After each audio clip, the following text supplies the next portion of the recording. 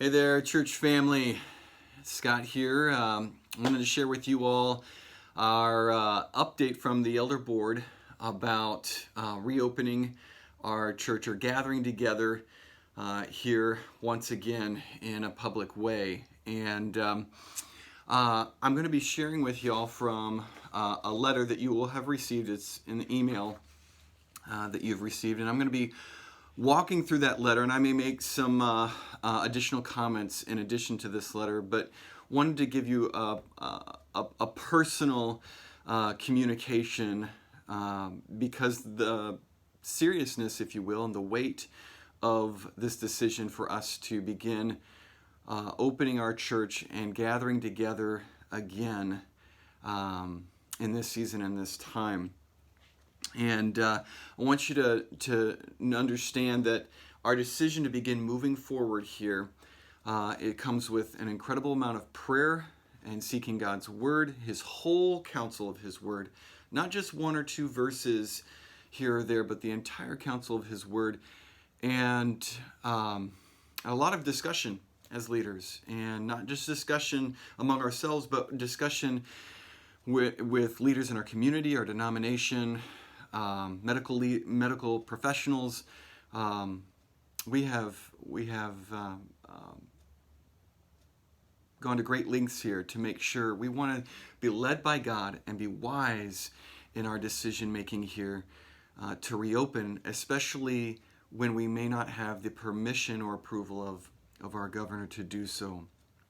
So as I lay out this plan here, some of you may hear this and receive this plan in different ways. Some of you may be excited to know that we're going to gather together regardless of what kind of restrictions that may be in place, but we're going to get together. And we're grateful for that eagerness. And some of you may be concerned. You may be concerned that it may be premature or too early, concerned that why are we going ahead with this now? And some of you may be disappointed even. Not that we're opening, but that we're not opening in more aggressive way to get back to normal and to just get back to normal, the way things were before. And we want to ask you as you receive and you hear this plan from us and the directions going forward from us, we ask you to join us in prayer. We ask you to review this video or the letter here that you received from us. Review it a couple times. Pray through it. Seek the Lord, His Word, for wisdom in your response, but also for grace in your hearts as well. Again, we don't take this lightly on the decision that we're making here. So let me jump forward to the plan here first, okay? So the plan here for the next couple of weeks is we're going to move to outdoor services, okay? You're going to be receiving this message here today. Tomorrow will be the 24th of May. We will have our online service only tomorrow the 24th, and then the 31st of May we will have an outdoor service at Mark and Janet Eisner's house, at their acreage, if you will. And then on June 7th, we will have outdoor service at Neil and Katie Hansen's acreage. These outdoor services are intentional because they provide us the greatest precautions, if you will, the greatest amount of safety, as we're learning a lot still about the spread of the coronavirus and how it may happen in enclosed spaces. So the outdoor service provides the greatest amount of ventilation and the greatest opportunity for social distancing. And the acreages at Neil and Katie Hansen's and Mark and Janet Eisner's provide an incredible amount of space for us to gather together in safe and responsible ways. And so the future gatherings beyond June 7th on the 14th, or gathering indoors, we're continuing to pray through that and gather information and watch things closely. And we want to watch and learn over the next several weeks here as other churches are already opening up around our state beginning this weekend. And we want to watch and learn. And we want to do things in a safest way possible. And so bear with us. You'll hear more communication about weeks forward beyond June 7th. that information will come down the pike here for us. And so we will be sending the addresses for the Eisner's house and the Hanson's acreage there. We'll be sending those out here in the next week, okay? Be looking forward to those in email. The reasoning here for us to begin moving forward now. As I mentioned, we have been in communication with a variety of different sources in order to ensure that we can be safe and responsible. We don't believe we should be able to convene and gathering together if we can't do so in safe and responsible ways. We believe that the gathering of the church is significant, and we as your elders, God has given us the responsibility and the weight and the burden that we stand before Him and are accountable for Him for your well-being, physically as well as emotionally, spiritually, mentally. And as we take everything into account and we see and observe the consequences, the unintended consequences of the stress of the atmosphere around the coronavirus, and the stress and anxiety and mental and emotional effects of being quarantined, we realize that we're responsible to lead you in healthy, responsible ways, and to care for your whole being. And we have seen the effects of this season and realized the significance and importance of gathering together for our health. We are in this for the long term, friends. We observe that as around the world we're trying to make sense of things here with relation to the coronavirus and its effects and its transmission and whether we can receive it even again for a second time. We see that we're going to be in this for a long time. And these things, the burden and its current effects on us and the effects of the quarantine on us all, have led us to realize we need to act for your good. But we've got to do so in ways that are good for our community as well. And so we believe it's time for us to reopen. And as we said, we're going to reopen with outdoor services because we believe those are the safest possible ways, weather permitting. So join us, pray for the weather, pray for God's grace in that we can gather together in those ways. And so, again, you can read more about our reasoning here on the letter. But again, we believe that we are responsible as your shepherds to care for your whole being and to lead you in that way now. And that involves gathering together in safe and responsible ways. So the protective measures that we will take here are laid out by the CDC, and again, they were also confirmed with conversations of local medical professionals who are watching the coronavirus trends and its impact on our local community and county. And so, social distancing, sanitization, the recommendation of wearing masks or face coverings, disinfecting surfaces, and staying home if you're sick. These are the main areas of precautions that are important for us to adhere to, and so that we're going to follow through with those in our gatherings and in our outdoor gatherings. So the social distancing, it's kind of that universal kind of precaution to prevent the spread of the virus here. So with gathering outdoors, we want you to bring your own chairs and blankets, and in order to gather, we want to, gathering together with 6 feet apart, and we'll have plenty of space to do so. Families, of course, can gather to cluster together. Households, feel free to gather together. You may feel most comfortable in your car. You can feel free to come and drive up in your car and park on the property. In the car, we'll have speakers and projecting our service out there. That may feel safest to you, and we welcome that. And we recognize that it's not going to be perfect, and we want to communicate that even though we're gathering together and we're going to social distance, it's still not going to be perfect. It's going to be messy, and we need to take that into account. And if you're more anxious and more cautious and concerned, we encourage you to come prayed up. But also consider, if this is just going to be, this gathering is going to be a place where you're not going to be able to rest and enjoy it in person, please feel free to stay home. You don't need to come. You don't have to come with us. But it's going to be messy. We're gonna social distance. But parents, you need to not feel anxious yourselves about your children and trying to corral them and keep them from interacting with others or touching others. Kids are going to be kids, and we'll have space for kids to be able to be kids and to play and to be free. And parents, give yourselves grace. Give your kids grace in allowing your children to be children in this. Okay. This is not going to be perfect, and we're going to learn from each time that we gather together. But we're going to put in place social distancing. We're going to have hand sanitizer available. Hand washing is best, but outdoors we're not going to have hand washing stations available to us, but we will have hand sanitizer around. We will have a porta potty available on each of the sites, and we'll have hand sanitizer and disinfecting wipes available there. And so that brings up disinfecting surfaces, and so we will have a limited amount of surfaces because we're outdoors.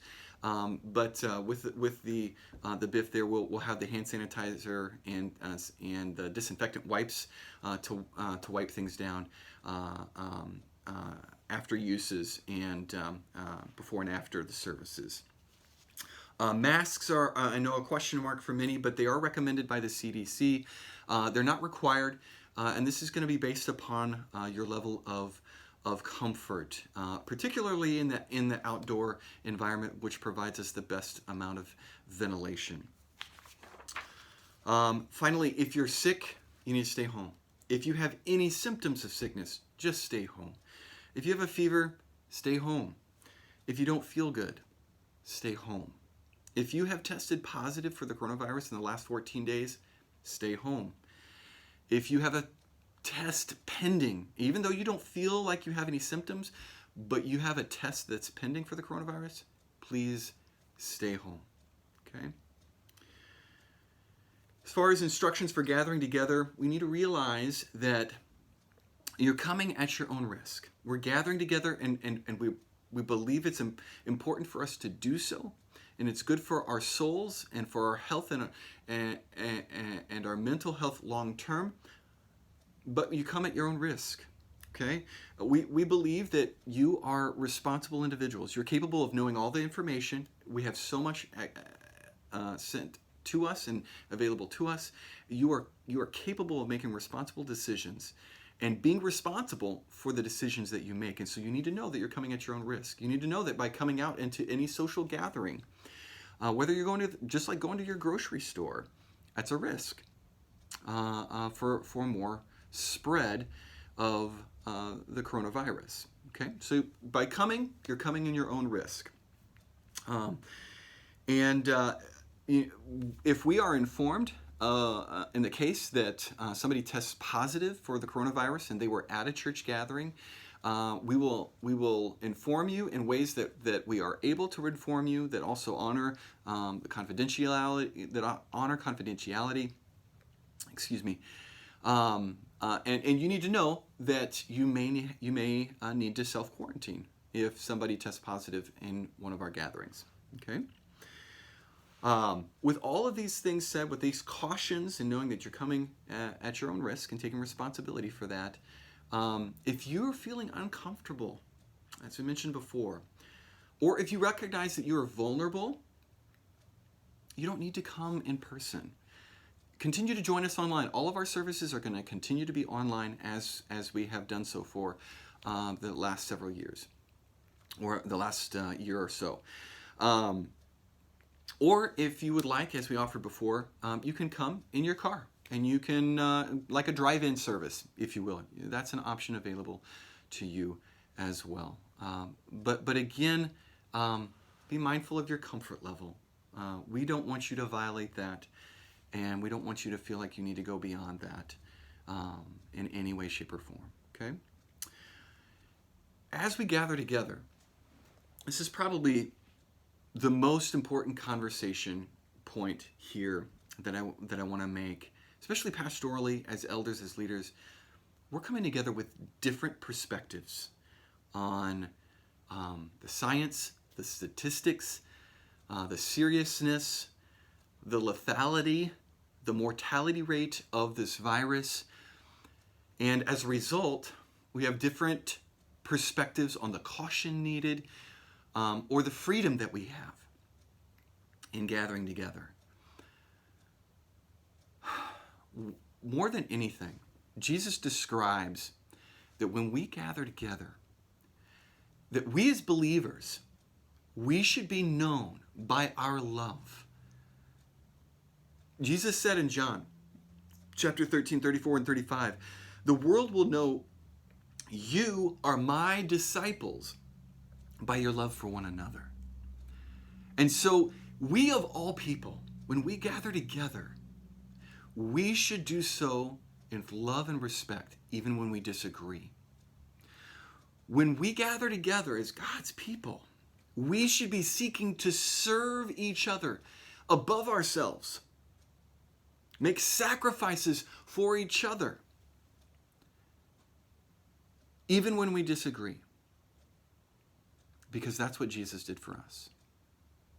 Paul says in Philippians chapter 2, he says, do nothing out of selfish ambition or vain conceit, but in humility consider others more important than yourselves. Do not only look to your own interests, but look to the interests of others. And have the attitude, the mindset of Christ in that. And so let's do that, friends. Let's care for each other well. Let's seek to outdo each other in showing honor. We're going to have different perspectives. Let's respect each other's differences. Let's recognize when we gather together, friends, don't impose or assume that your freedom is the same as other people's. Respect their boundaries. Others may be more cautious than you and have greater sense of boundaries. Respect and honor those. And give with grace and patience without looking down. Give grace and patience to those who have more freedom as well, friends.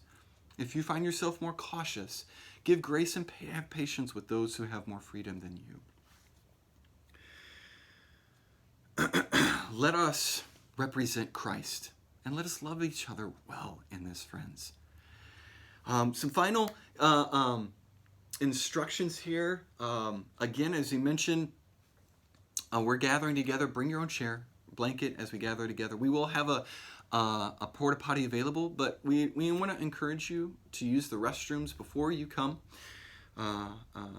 to just kind of make that experience easier on you all. We love you. And we believe, we're convicted that gathering together is important now because we love you and for your good, for our good. And not just that, but for the good of our community. Friends, if we gather together well, in safe and responsible ways, we believe that we will be encouraged. We will be infused with the hope of Jesus Christ to be contagious in our communities in ways that will help sustain and lift us all up to endure through this season and this time. Let's be responsible. Let's be respectful and loving in our care for each other. If you have any questions, if you have concerns about us gathering together and starting to do so now, please talk to us. Talk to us. We want to walk through this. And if we're missing something, friends, we may be missing something in this. And how we're walking through this and what we're doing. We want to hear it. Check us on this. We want to lead with humility. And we be accountable to our Lord and Jesus Christ, the head of this church. So we love you. Be praying for us. And we look forward to seeing you May 31st. We'll see you, of course, online tomorrow. We love you. Blessings.